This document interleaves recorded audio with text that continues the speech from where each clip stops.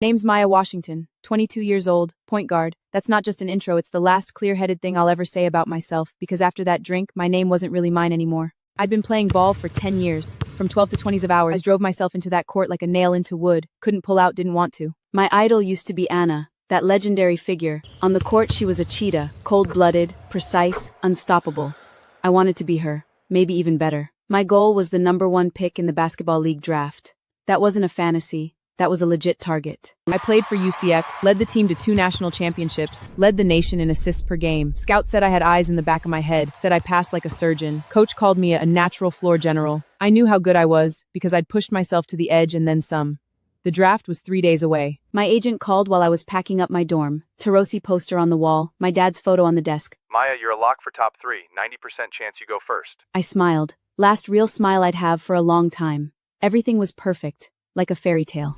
Then came that sports drink. After practice, I found my water bottle in the locker room. It was sitting on the bench. Orange cap, white body. Same bottle I'd used 1,000 times. Inside was electrolyte drink. Orange. Slightly sweet. I twisted off the cap and took 2 big gulps. Wasn't thirsty. Just habit. Post-practice electrolytes. Same routine for 10 years. Inside was electrolyte drink. Orange. Slightly sweet. 3 hours later, I started throwing up in my dorm. At first, I thought it was food poisoning. Then came the seizures. My mind went fuzzy. My visualist voice drifted away like she was underwater. She called my name. I tried to answer, but my mouth wouldn't open. Then ambulance sirens, blinding white lights, a cold stretcher. I turned my head on the stretcher and watched the hallway lights recede one by one like a countdown in reverse. When I woke up, I was in a hospital. IV tube up my nose. Cold, the ceiling was white. The doctor stood by my bed, holding a report, his face like a judge reading a verdict. The doctor said they found a banned substance in my blood, some new kind of steroid. I said I never took anything illegal. He said the evidence was right there. I said I wanted to call the police. So I did. They came, took samples, checked the locker room cameras. The footage from that time, Wayne, was conveniently missing. They tested my bottle, positive. No fingerprintnesses, just my blood work. Basketball suspended me for 2 years. That's when I heard my dream shatter. I thought of my dad. He said, Maya, you're a point guard. You're the brain on the floor. He died of pancreatic cancer when I was 16. His last words were, don't give up. I didn't give up, but I got knocked down. The lights in that room were so bright they hurt.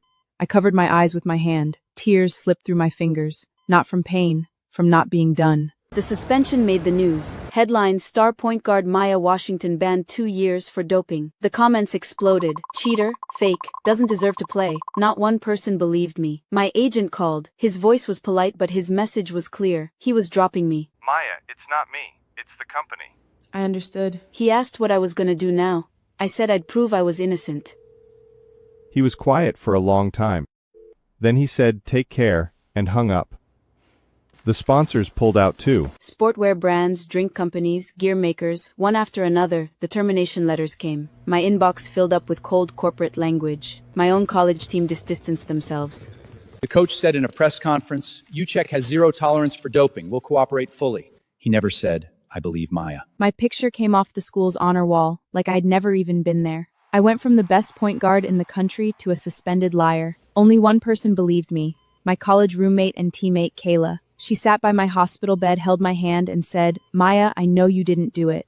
I asked how she knew. She said, because of your eyes. She said it with this serious look. Her blue eyes were shining. I cried. Only time I cried after the suspension. Not because I felt sorry for myself, because there was still one person in the world who believed me. Kayla said, no matter what happens, I've got your back. I said she'd get dragged down with me. She said she didn't care. She stayed with me in that hospital room all night. We didn't talk much, but she never let go of my hand. Moonlight came through the window and fell on her red hair like a light frost. The team sent me down to the development league, not the basketball league, the low-level women's development league. No cameras, no crowds, no reporters, just a rundown gym, a leaky locker room, and a $2,000 a month contract. I took it, not for the money, so I could still play. As long as I could play, I could find out the truth. On the bus to the development league, I kept going over the details of that day. Who had access to my bottle? Who had a motive? Who stood to gain? One thing came to mind. After the draft, who was most likely to take my spot? My backup, the guard who always sat at the end of the bench. Lena. She was 28, 6 years older than me, and had been a bench waker at UConn for 5 years. Daniel. If I got suspended, Lena would go from backup to starter. She could enter the draft, get picked by the basketball league. A chain started to form. I took out my phone and typed their names into my notes. The bus rolled down the highway. Endless cornfields outside the window. I stared at those two names, running through every possibility. Did Daniel have a key to the locker room? Could he have slipped in after practice? Could he have gotten his hands on steroids? Every question had no answer, but every question pointed in the same. Turned off my phone and leaned against the window. 2 years. 730 days. The Development League's training camp was in a small town in Ohio. Tiny town. One main street, a grocery store, a Zass Lake, and two steam. The air smelled at the East Livestock Fazan. A gray concrete building with crumbled even paint some fence had sticking up. The nets were shredded like dying candles. A lope that's were srennen, there is and do standals. This was my new battlefield. My teammates were all players the basketball league had cast off. Too old, too injured, or like me, wrongly accused. No one talked to me first. I understood. I was a suspended player. I was a suspicion, not one of them, indifferent. The coach was an old guy in his 60s named Bob. White hair, deep wrinkles, a slight limp. His left hand was always in his pocket. You're suspended. I knew. I still wanted to play. Yes. Why? I said because the truth hadn't come out yet. He looked into my eyes and didn't push. There was something in his gaze, not pity, understanding. Maybe he'd been wronged too, I didn't know. But I remembered that look. My first week at camp I couldn't sleep at night. Not because the bed was uncomfortable, because my mind kept replaying that day. I kept going over who was in the locker room, where my bottle was, who could have tampered with it. One name kept coming back, Lena's boyfriend, assistant coach Daniel. He was in charge of video that day. He could have slipped in and out of the locker room without anyone noticing. He also had a motive, to get Lena promoted, but I had no proof. Just guesses. I lay in bed staring at the ceiling. There was a water stain up there shaped like a hand. That hand seemed to say, "By catch the truth." I sat up, grabbed my phone, and started searching Daniel's name. Social media, news articles, forum poto to white. I searched all night. Outside, the sky went from black to gray to dug in. When dawn came, I found something. Daniel had posted on a sports forum asking about types of steroids and their detection windows. The post was deleted, but I found a screenshot using a web archive. The screenshot had his IP address. I looked it up, matched Yukon's network. My hands were shaking. I checked 3 times. No mistake, it was Yukon's IP block. I had evidence. I saved the screenshot on my phone, crypted it, set a password. My first piece of evidence. I was running on a court, someone chasing me. I didn't look back. I just ran and ran until morning. I started quietly keeping tabs on Daniel and Lena. Everything. Social media interactions, game tactics, their whole network. I was like a detective. Hours a day searching, screenshotting, filing. But she never mentioned she posted constantly, was announced on social media. After my suspension favors that prepared a picture was her training me. That post went up less than 24 hours after I got poisoned. A normal person doesn't post the word opportunity right after a friend goes down. She knew I'd be suspended. She knew I'd be out of the draft. She knew she'd get her shot. I screenshot it. That was piece of evidence number 2. I also found out Daniel and Lena were tighter than I thought. They'd been together for 3 years. Daniel moved across the state for her, got himself onto UConn's coaching staff, basically sacrificed everything for her. If Lena didn't make the basketball league, that sacrifice would have been for nothing. That motive was even stronger than I'd imagined. I started to feel like I wasn't hunting for the truth anymore. It was coming to me. Life in the development league was brutal. Training was intense, but the conditions were terrible. No pro trainers, no nutritionists, no physical therapists. I had to take care of myself. Every day I woke up at 5 a.m., ran 10K, then shot 500 jumpers and dribbled 1,000 times. I locked myself in that gym and practiced over and over. Not the handles, not faster drives, off-ball movement. Because I found out real quick, nobody in the development league was gonna pass me the ball. They didn't trust me. I was the suspended girl. I had to create my own chances. I started studying the greatest off-ball shooters in basketball league history. It wasn't random. It was surgical. I spent 3 months designing my own off-ball system. Don't stand and wait. Keep moving. Use speed and rhythm changes to lose your defender. Catch it, don't dribble, pass or shoot immediately. That system required insane conditioning and basketball IQ, but I had 2 years to sharpen it. In 2 years, I'd show everyone. I called it the 9th man system, because I was the one who got up off the bench. You're crazy. You're gonna run yourself to death. No, I won't. Because I've trained for it. He shook his head but didn't say anything else.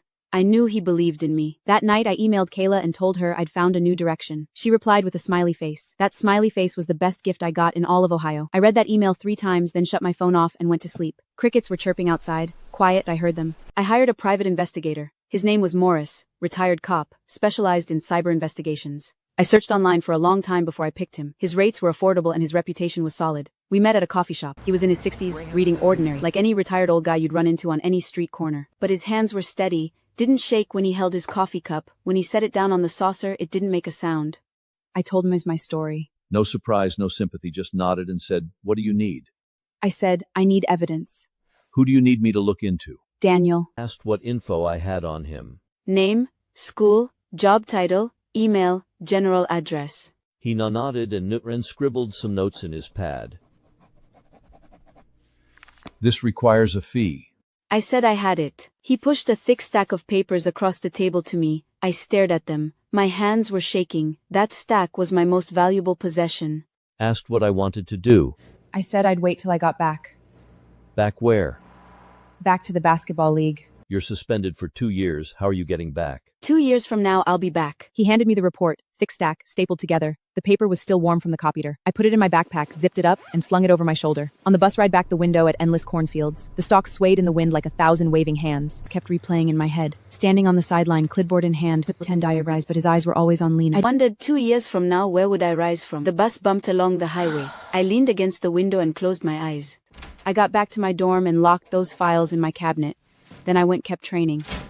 I wasn't just working on skills anymore. I trained my conditioning, my strength, everything that would get me back to because I knew 2 years from now I'd be standing on a basketball league court looking into a camera, telling the truth. No physical therapy dribbles. I had to do it all myself. Up at 10th and 500's a recording of a basketball dribbling. Thump, thump, thump. I wrote on the gym wall with a marker. Truth may be late, but it never misses the game. Every day before training, I looked at it. That was my promise to myself. Developmental league training was brutal. No pro trainers, no nutritionists. That sound reminded me of my dad's heartbeat. The day he left, I held his hand, felt his pulse get weaker, then stop. But the sound of a basketball never stops. One day after practice, Bob called me into his office. Maya, I know you were set up. How did you know? Because I've seen real cheaters. You don't have that look in your eyes. But I can't help you. The only thing I can is let you continue playing basketball. That was enough.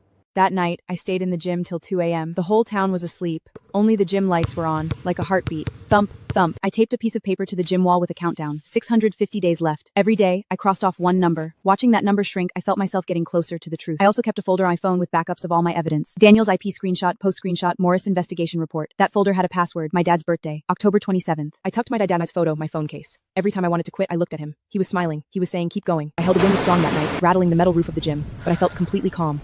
The developmental league season started. Our team was called the Ohio Comets, dead last in the league. Coach Bob put me on the bench not because I wasn't good enough. You've still got 2 years of suspension left. Don't break your leg for these games. I said I didn't care. I just wanted to play. He looked at me and sighed. That sigh had frustration in it, and something else I couldn't read. First game, I played 15 minutes and scored 6 points. Not because I couldn't play, because my teammates wouldn't pass me the ball. They didn't trust me. I was the suspended girl. They thought I we actions of cheaters. Second game, I dropped 12 points. Third game, 18 points. Fourth game, 25 points and 7 assists. My teammates started passing me the ball, not because they believed in me, because I could score. In the developmental league, scoring is trust. Season ended. I averaged 23 3-points a game. Led the league. The media started noticing me. Headline, suspended Maya Washington dominating the genius. Others said she's still doping. I didn't read the comments because I knew the truth. The truth sees was in the evidences, not the comment section. Every day, I didn't go home. I stayed in Ohio and kept dribbles winning. I doubled my training intensity. Because I knew scoring was enough. I had to get stronger. I move an emi in mein cup. I drew my oft and the radis wanton. Every dry thickers but stuck over. I gave it a name. Eventually became Venki handwriting, but every stroke was heavy. One day, a reporter found me. Her name was Amy. She worked for the local paper. She was short, wore round glasses, and talked fast. Do you believe you can make it back to the basketball league? I do. She asked why I was so confident. Because I didn't do anything wrong.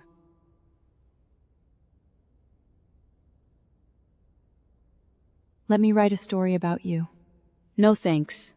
I don't need sympathy. It's not sympathy. It's the truth. That story came out, didn't make much of a splash, but I didn't care, because I knew. The truth doesn't need a lot of people to see it. It just needs one person to believe it, and that person was me. The first year of my suspension passed. I was still playing in the developmental league, still collecting evidence. Morris found a key witness, the sales rep from the chemical company where Daniel bought this batch. He was willing to leave the testimony encrypted folder. I was still waiting for the right moment. Not to call the cops, to confront them face to face. I started paying attention to the basketball league draft. Lena entered, got picked in the 3rd round, went to the Phoenix Mercury. She wasn't a starter, she was a bench waiter, because her skills weren't even close to basketball league level. Daniel went with her, became an assistant coach, just scheming. Were they still plotting something? I didn't know, but I knew my time was coming. I looked at myself in the mirror and said, 1 more year. The girl in the mirror nodded. No hesitation in her eyes. That year I changed rod. I wasn't just working on off-ball movement anymore. I trained physicality, defense, rebounding to player, not just a shooter who could run. You're crazy. You're going to break yourself down. No, I won't. Because I know where my limit is. Where's your limit? Haven't reached it yet. One day, I got a call. It was Kayla. Her voice was excited, like she'd just run a 400-meter dash. Maya, I've got news. I asked what? I found a staff member, Burr, from your school. He's willing to testify. I asked about what? He saw Daniel go into the locker room after practice carrying a bottle. My heart skipped a beat. Is he willing to appear in court to testify? Yes. How did you do it? Door to door, person to person. Took me 3 months. I cried. On the other end of the line, Kayla was crying too. Maya, I'm not letting you carry this alone. That night I stayed late in the gym. I stood at the free throw line shooting over and over. Swish, swish, swish. 100 shots, 92 made. Not good enough. Another 195 made. Still not good enough. Another 198 made. I stopped and held the ball against my chest. It was old, the leather worn down, rubber showing through, but it still worked. Just like and left, I put the ball back in the rack, but there was light inside me. The second year of my suspension, I started posting training videos on social media, not showing off, documenting. Every day, one clip, title, countdown, day X. The comments went from attacking me to questioning me to just going quiet. Some people started asking, did she really take steroids? I didn't answer, because the answer would come out on its own. My off-ball system got more and more polished. I developed it into a full playbook, over 30 different movement variations. I called it Ghost Movement. You can't see me, but I'm everywhere. Bob looked through my playbook and said, you should go coach in the WNBA. I said no, I wanted to play. He said I'd make it. I smiled. First time I'd smiled since the suspension. And then I cried, because I thought of my dad. If he could see me now, what would he say? He'd say, Maya, you're still a point guard, not the body, the brain. Yeah, I still was. He would Dad's photo on a chair in the court. Every day before training, I said good morning to him. My teammates thought I was crazy. I didn't care. That was where my strength came from. One day, a boy came to watch practice. He was about 10 years old, wearing shorts way too big for him. His eyes, his sneakers were following me move. After practice, he ran over and said, Are you Maya Washington? Yeah. I believe you didn't take drugs.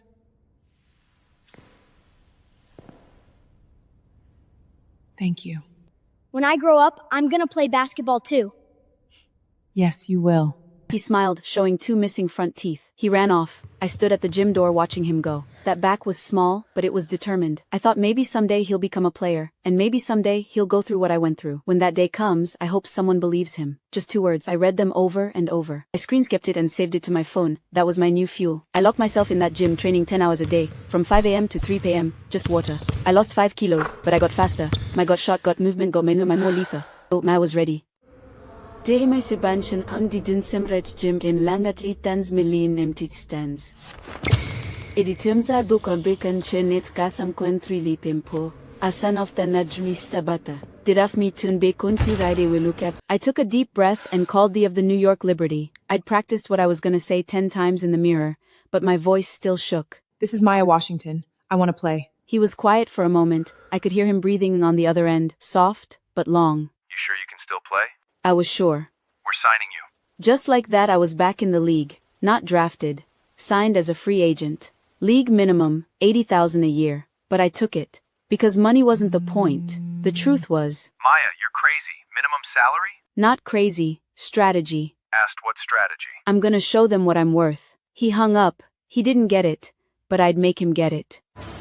I got on the bus to New York.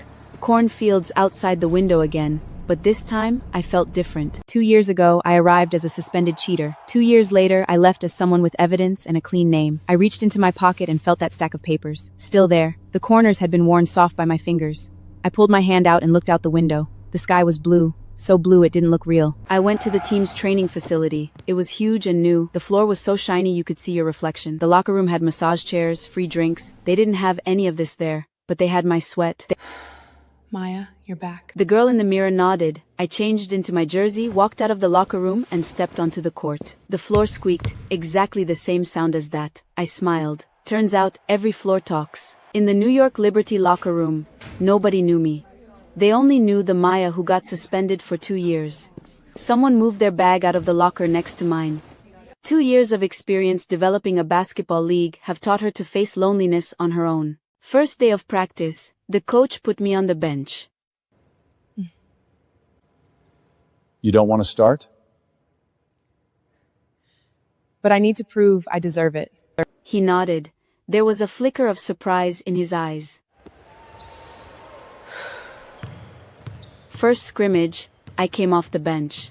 They put their best defender on me. She was half a head taller than me. Long arms, quick feet. She thought I'd drive, but I didn't. I started running. Left, right, forward, back. Pick and roll, back cut, hard stop. Every change of direction put her a step behind. Catch, shoot, swish. She chased again. I ran again. Catch, shoot, swish. 5 shots, 5 makes. The whole gym went quiet enough to hear the AC humming. The coach blew the whistle. Maya, what do you call that movement? I came up with it myself. In a stame up myself. Your job to run. He asked the name? Ghost movement. Your name suits you well. May I see your playbook? He asked to see my playbook. He flipped through it, page by page. His expression got more serious with every page. I'm implementing this across the whole team. I nodded. Maya, you're really good. Thanks. We misjudged you before. I just needed them to pass me the ball. That was the first time I felt like I belonged on this team. Practice went really well today. I knew you would. But I'm still on the bench. You'll be a starter. I asked how she knew. Because of your eyes. I smiled. The coach began to implement this set of tactics throughout the basketball team. He asked me to serve as an assistant coach and teach my teammates how to execute it. I said okay. I stood on the court with the clipboard, breaking down every detail of every move. They listened carefully. A few players said it was too complicated. It's not complicated. It just takes time. How long have I been training it? 2 years. They went quiet. I knew they understood what I'd been through those 2 years. After that, nobody avoided me anymore. I tied my laces in the locker room. My hands were steady. It's about the truth. I sat on the bench and watched them walk in. Lena in her Mercury jersey, Daniel in his coaching gear. I knew they were scared because I was about to show them what the truth looked like. Coach put me in during the second half. When I stepped on the court, the whole arena went silent. 18,000 fans. Some clapped, some booed. I didn't care. My target wasn't the crowd. It was Lena. I guarded. She drove. I stole it. She tested. She chased. Every move she made, I was half a second faster. She didn't score a single point. Every time I scored, I watched her face twitch. Liberty wins. Lena crouched at center field and cried. Her shoulders hoved up and down. Her whole body slumped and powerless, as if she had lost all support. You owe me the truth. She looked up at me. Her eyes were full of fear. I didn't wait for an answer. I stood up and walked away. Her sobs followed me. Her crying was quiet, but in my ears it was louder than all the boos in the arena. I didn't look back. Didn't need to. The truth was ahead of me. After the game, reporters came to interview me. They asked how I felt about my matchup with Lena. I was just playing ball. They asked if there was any history between me and her. No story, just the truth. The reporters looked at each other, confused. I didn't explain further. I went back to the locker room, sat on the bench, and stared at my hands. They were shaking, not from nerves, from adrenaline. I'd waited 2 years for this day. I took out my phone and texted Kayla. I did the first step. She sent back a thumbs up. I smiled and put my phone away. After the game, I didn't go to the locker room. I went to the media zone. I have something to say. The reporters froze. 2 years ago, I was banned from competing because of what Lena Carter and her boyfriend Daniel Meyer did. The whole place went silent. Then came a collective gasp. You're insane! I pulled out my phone and played the recording. Daniel's voice buying steroids came through the speakers, clear as a knife cutting through cloth. You recorded us?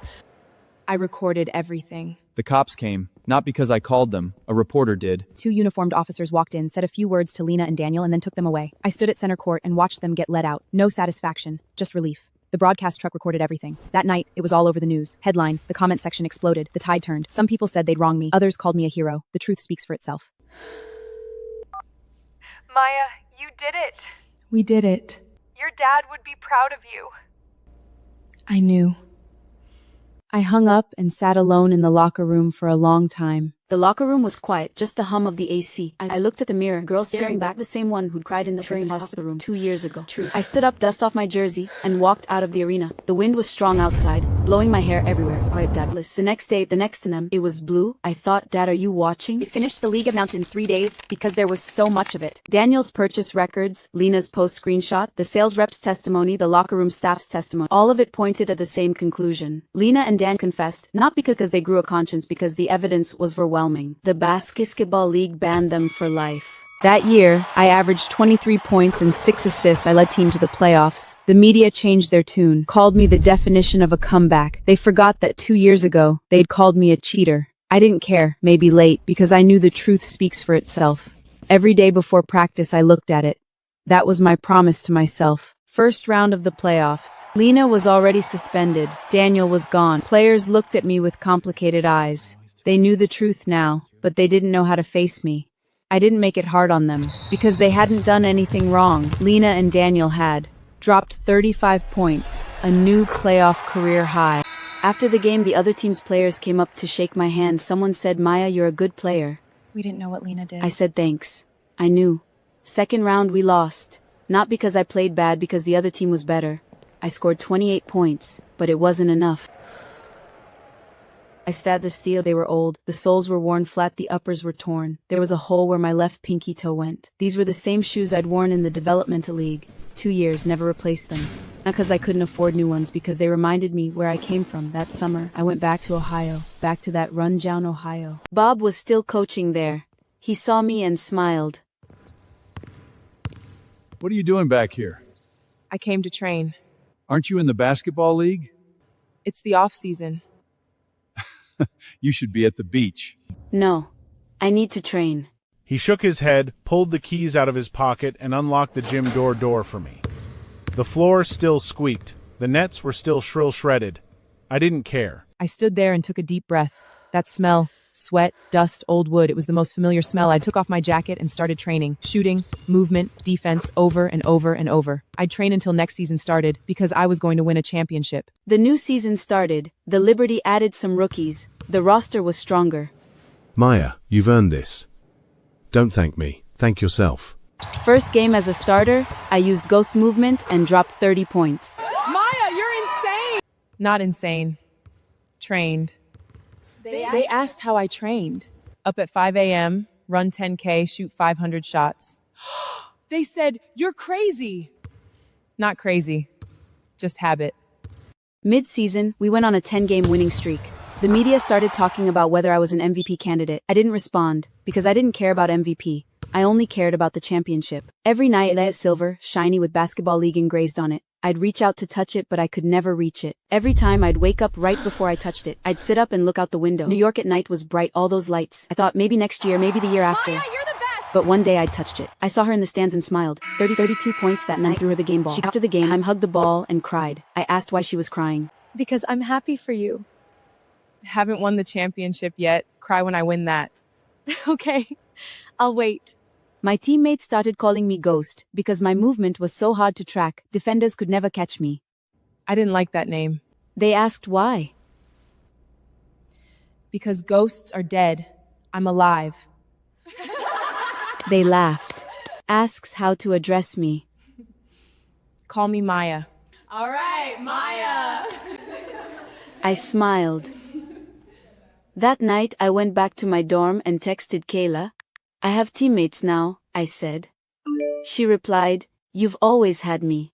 I said, "You know that's not what I meant." She said, "I know." I smiled, put my phone by my pillow, and closed my eyes. That night, I didn't dream about the trophy.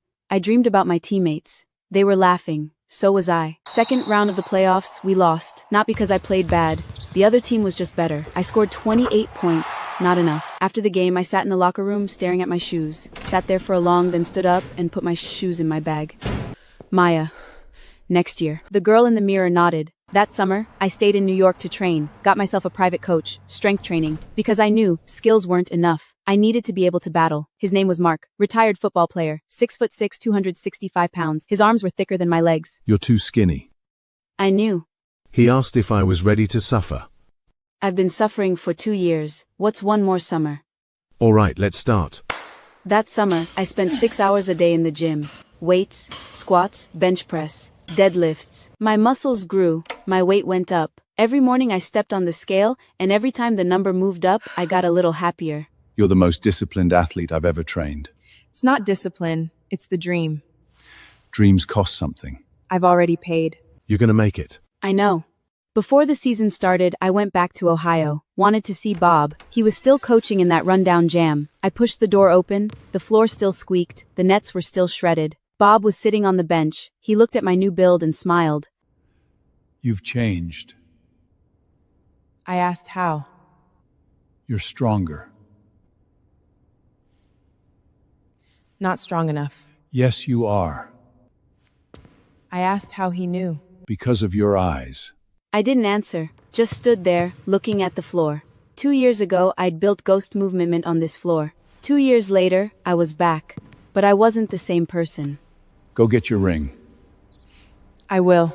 That year, I didn't win the championship, but I was named regular season MVP. The ceremony was in New York, stood on stage holding the trophy, image to my arm. The down below, some people bowing, sudden on grind McCubs, the ones nobody sees. Some people clapped. Rizzo was suspended, called a cheater. I didn't quit, because I believe in the truth. I paused. The truth may be late, but it never misses the game. Someone down there was crying. I didn't cry. I'd cried enough. I held the trophy up for everyone to see. That was the first time I felt like I deserved it. After the ceremony, a reporter asked me what it felt like to win MVP. Heavy. I don't mean the weight of the trophy itself. I said, I know. I feel like I just climbed a mountain, but there's a higher one waiting for me. She asked me what mountain it was.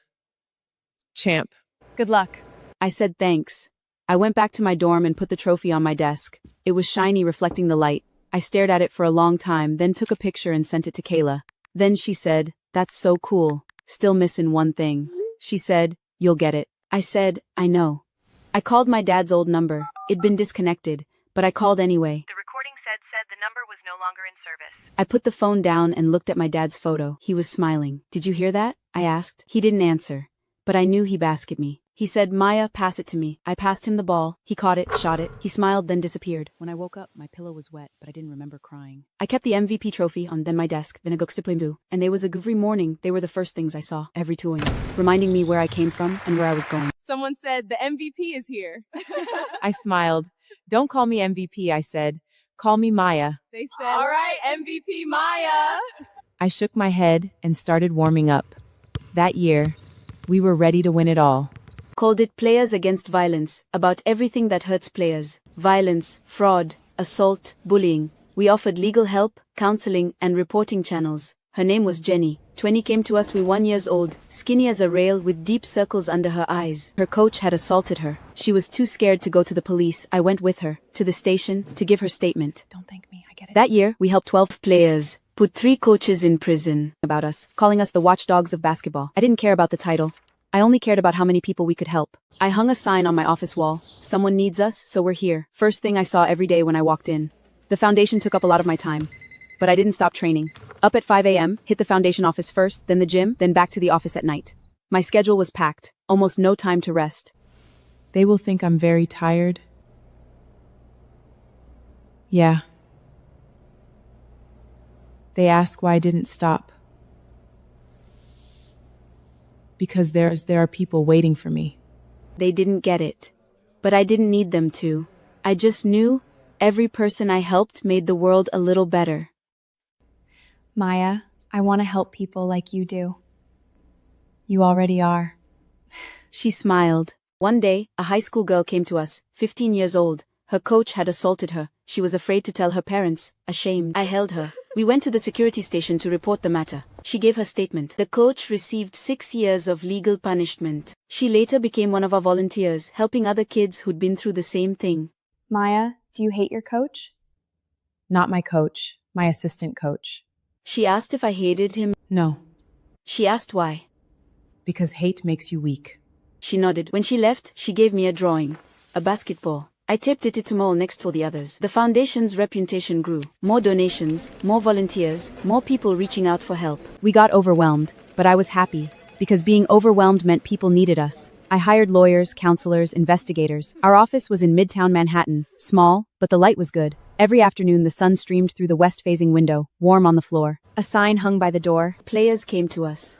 Every one of them had a story. Every one of them needed to be heard. I sat in my office and listened. Some cried, some sat in silence, some were angry. I didn't interrupt because they needed to be heard. When they were done, I gave advice. They left, new ones today, year after year. Lena mailed me a letter.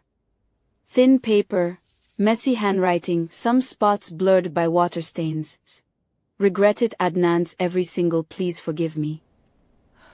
I didn't write back, because saying sorry won't earn forgiveness automatically. Forgiveness takes time, and it may never come. I put the letter in my drawer with the other files. It was evidence, not a keepsake. One day, a young player came to my office, skimmed through teammates, drugged her, and she was subsequently suspended from playing. I don't know what to do. I get it. I helped her find evidence proving that she was framed by her teammates. After materials were verified, she made her rem back. She cried on the court. So did I. Maya, thank you. Don't thank me. I get it. She later became one of our volunteers helping other players who'd been wronged. We called ourselves the Sisterhood, not a gang, just people looking out for each other. We met once a week to share our stories. Sometimes we laughed, sometimes we cried, but every time we left, we were stronger. Emily asked me how I kept going. Because I believe in the truth. What if the truth never comes out? Then you keep waiting. Aren't you afraid you'll never get it? No. Why? Because I already did. She looked at me, and there was light in her eyes. I knew she'd get her truth too. 3 months later, she got what she wanted. Her teammate confessed. Maya, thank you. You saved yourself. Without you, I wouldn't have made it. Maybe. But you're standing on your own now. She smiled. Influence bi continue lanche so you'd be row of this bokog jija haduli dog sinti. This is I wouts now zombo fight is we fan jute retaliation bei hangtung maffinger. This isn't a player problem, it's a system problem. The room went silent. Then someone clapped. On that day, we reached an agreement. Independent line would be terms and would be answered as I knew this was just the beginning, but it was a good beginning. Daniel wrote too. His letter was shorter than Lena's, just a few lines with messy handwriting as if he had written it in a hurry. I regret I've helped her. He used the word helped, not hurt. Even now he didn't think he'd done anything wrong. I didn't write back. Some people never admit they were wrong, they just regret getting caught. I tore his letter up and threw it in the trash. The pieces fell into the bin like autumn leaves. Not hate, just no reason to keep it. One day, I got a package, opened it up, a pair of sneakers. Red ones, brand new. My Nandang, Maya. There is a card inside which Maya. I didn't think much of it, just put the shoes in my under the table. I later learned that the girl who sent these things lush a 16-year-old high school athlete. She had also suffered wrongs, after reading about my experience, then as she chose not to give up. She embarked with O'Shea's with her first scholarship. It was wordish I make clear to fighting. Dizias be sure to be fun if I quigs it. This firm is getting busier and busier. We have to communicate with many clients every day, deal with endless work, and the phone. I never put my phone on silent, because I never knew when someone might need me. One night, 3 a.m. my phone rang. A girl was crying on the other end. I asked where she was. She told me the name of some small town. Don't move, I'm coming. I got dressed and drove. It was a small town far. 3 hours. When I got there, I found her. She was only 14, bruises on her body. I took her to the hospital, filed a police report. By dawn, I was driving back. Got too tired on the road, pulled all over at a rest stop for 2 hours, woke up and kept driving. Got back in the afternoon, didn't rest, went straight to the gym. Sometimes I wonder, if I had never had an accident, would I still be doing these things? Probably not. Maybe I'd have been a regular player, win a ring, retire, do something else. But life gave me a different path. Harder, more exhausting, but more meaningful. I don't regret it.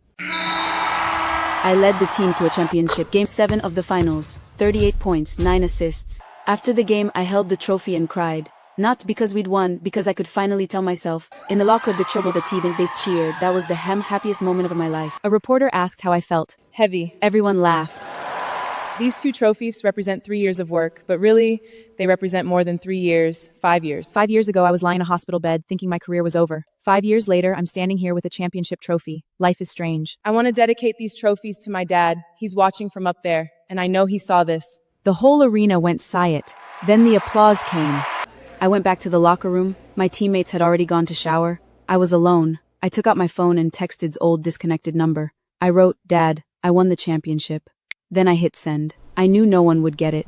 I didn't care. I put the phone down and closed my eyes. Images flashed through my mind. 12 years old, my dad dropping me off at camp. 16, his funeral. All of it played like a move in my head. 23, I opened my eyes and smiled. At 25, coming back to the team. 26, the truth in my bag, and walked out of the locker room. The wind was strong outside, but I felt warm. That night, the whole team went out to celebrate. Steak, champagne, singing. I laughed. I'd never been this happy. 2 in the morning, I went back to my dorm, lay in bed and couldn't close my eyes. I stared at the ceiling, there was nothing, but I saw everything. I saw Kayla, Bob, Morris, all the girls I'd helped over the years. They were all smiling, so was I.